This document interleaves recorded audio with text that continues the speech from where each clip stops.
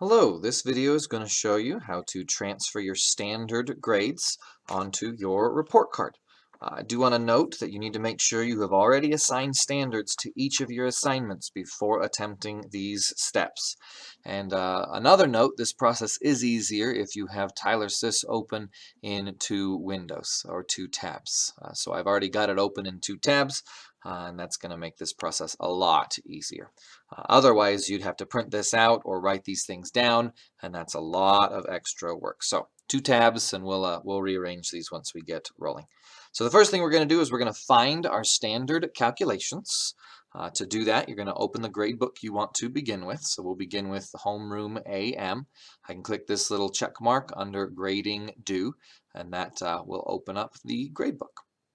What I'm going to do from here, at the top, I'm going to choose the Standards tab. Then on the sub-tab that opens, not on the same top level as Standards, but on the one that just opened underneath, I'm going to go over to Analysis. Notice there's two and they're not the same. So I need Standards, then drop down, then Analysis. Then I'm going to check this bubble here for Average Weighted. That's going to take an average of all of my assignments that are linked to that standard. These will not be accurate data. If you choose Most Recent or All Scores, we need the Average Weighted. Then what's going to happen, this is a blank grade book for our purposes, but underneath each student, you're going to see how their standard grades are for each of the standards here.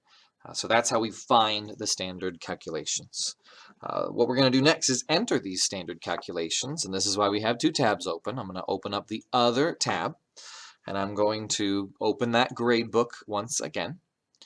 From here, I'm going to click on Report Card Grades, and then the substandard of standard.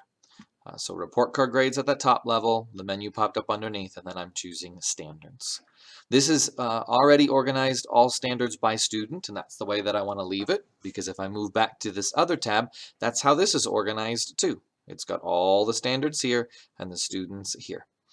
So what I will do is referring back to that standards calculation, I'm going to enter the grades for each student.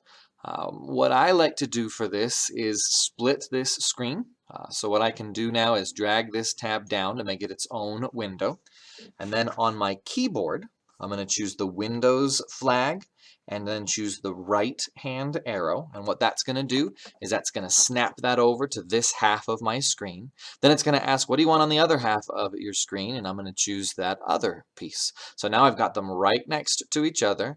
I can confirm the student I'm dealing with here.